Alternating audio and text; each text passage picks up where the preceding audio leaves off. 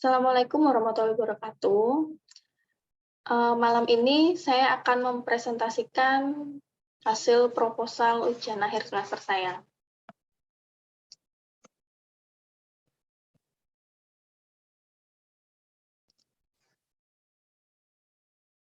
Dengan judul analisis perhitungan dan pelaporan serta perlakuan akuntansi pajak pertambahan nilai pada PTX di Surabaya tahun 2016.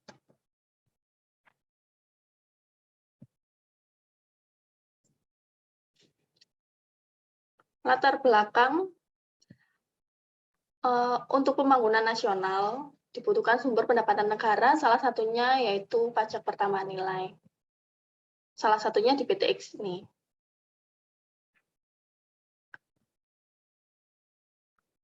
Rumusan masalah. Yang pertama, bagaimana perhitungan pajak pertambahan nilai pada PTX Surabaya. Yang kedua, bagaimana pelaporan SPT masa PPN pada PTX Surabaya. Yang ketiga, bagaimana perlakuan akuntansi atas perhitungan PPN pada PTX Surabaya.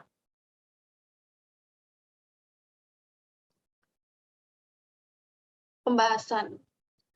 PTX adalah perusahaan yang bergerak di bidang perdagangan yang melakukan usaha penjualan ban, oli, spuring balancing yang telah berdiri sejak tahun 2012.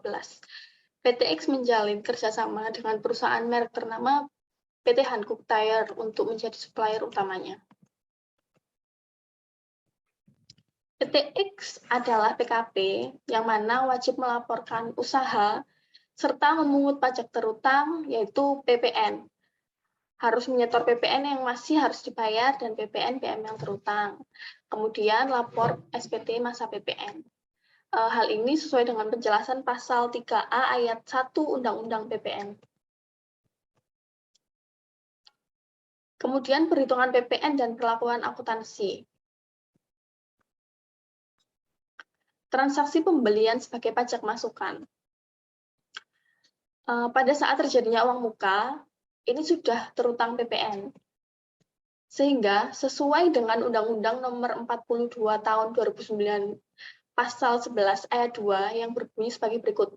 Dalam hal pembayaran diterima sebelum penyerahan BKP atau sebelum penyerahan JKP, atau dalam hal pembayaran dilakukan sebelum dimulainya pemanfaatan BKP berwujud atau JKP dari luar daerah pabean, saat terutangnya pajak adalah pada saat pembayaran.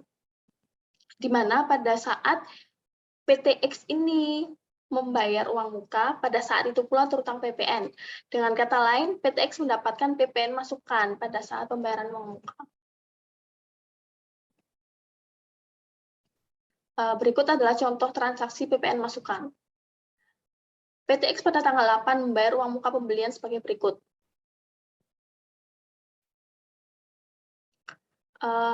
Dengan total harga 159 juta sekian, potongan harga 53 juta sekian, sehingga net 106 juta. Nah, sesuai dengan tarif PPN yang harus dibayar adalah sebesar 10% pada saat 2016 ini.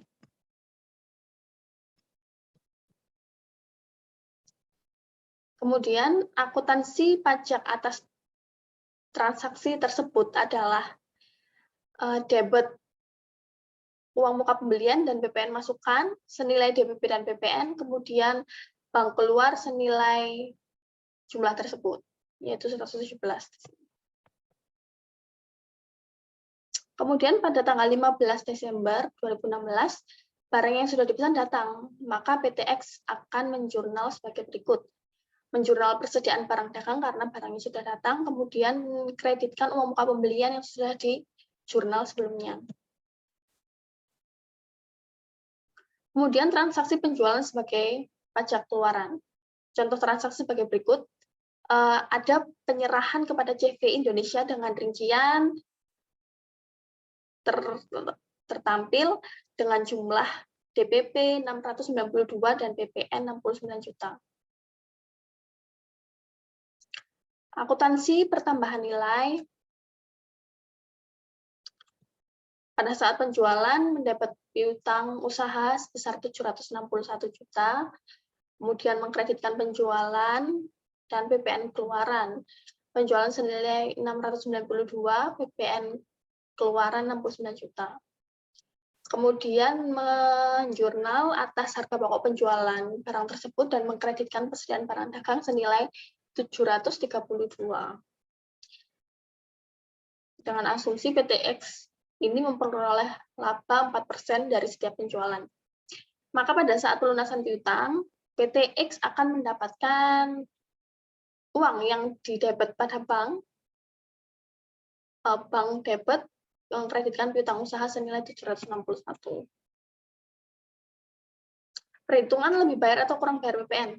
Mekanisme pengkreditan yang dilakukan PTX dilakukan pada setiap akhir bulan untuk menandingkan pajak masukan yang diperoleh melalui bukti faktur pajak dengan pajak keluaran yang sudah dipungut dengan bukti faktur pajak. Kemudian dihitung apakah terjadi lebih bayar atau kurang bayar yang kemudian akan dilaporkan pada SPT masa PPN. Contoh yang pertama, pada bulan Januari diketahui PTX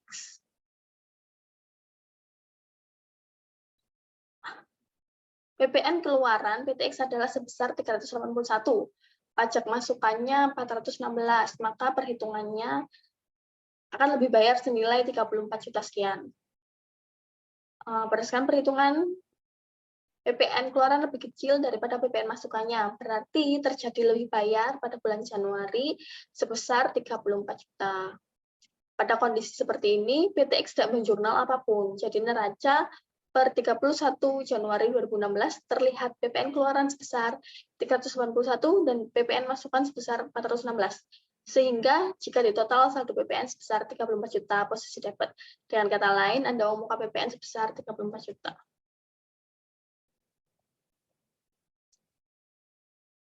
Contoh yang kedua, terdapat kompensasi pada bulan Maret. Maka perhitungannya adalah pajak keluaran dikurangi pajak masukan plus kompensasi. Berdasarkan perhitungan tersebut diketahui PPN keluaran lebih besar dari PPN masukannya yang berarti terjadi kurang bayar PPN pada bulan April sebesar 13 juta sekian. Maka PTX akan menjurnal sebagai berikut. PPN masukan pada bank atau kas tergantung bayarnya lewat apa, senilai 13 juta. Berikut simulasi rekapitulasi perhitungan PPN tahun 2016.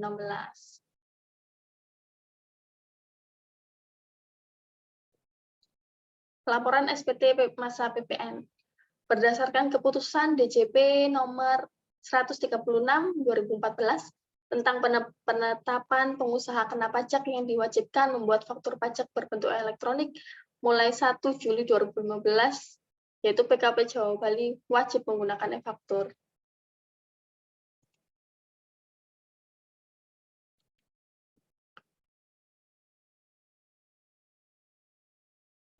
Mekanisme e-faktur terlampir sebagai berikut.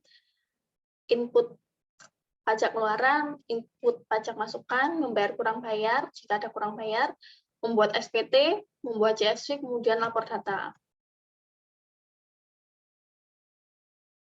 Berikut adalah bentuk dari surat pemberitahuan massa atau SPT massa pajak pertambahan nilai. Dilaporkan dengan CSV. Batas setor. SPT masa PPN sesuai dengan pasal 15A Undang-Undang Nomor 42 Tahun 2009 tentang PPN. Penyetoran PPN dilakukan sebagaimana dimaksud paling lama akhir bulan berikutnya setelah masa pajak dan sebelum SPT masa PPN disampaikan. Jadi harus dibayar dulu, kemudian baru bisa dilapor. Dilaporkan paling lama akhir bulan berikutnya. Nah, berikut rekap pelaporan PPN tahun 2016 PTX.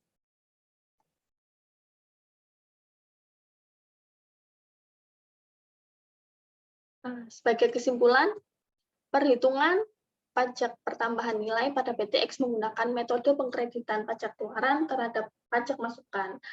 Pada bulan April, Juni, Agustus, Oktober, Desember terjadi kurang bayar.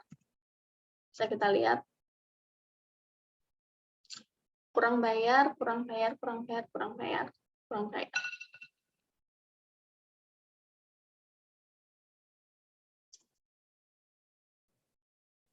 Sedangkan lebih bayar pada bulan Januari, Februari, Maret, Mei, Juli, September, dan November. Yang kedua, perlakuan akuntansi pada perhitungan PPN pada PTX sudah sesuai dengan standar akuntansi yang berlaku umum. Perlakuan akuntansi yang tepat memang sangat diperlukan untuk mendukung kewajiban perpajakan suatu perusahaan. Lalu yang ketiga, pelaporan SPT masa PPN PTX selama tahun 2016 sudah tepat waktu, tidak melebihi batas waktu yang ditentukan, yaitu akhir bulan berikutnya.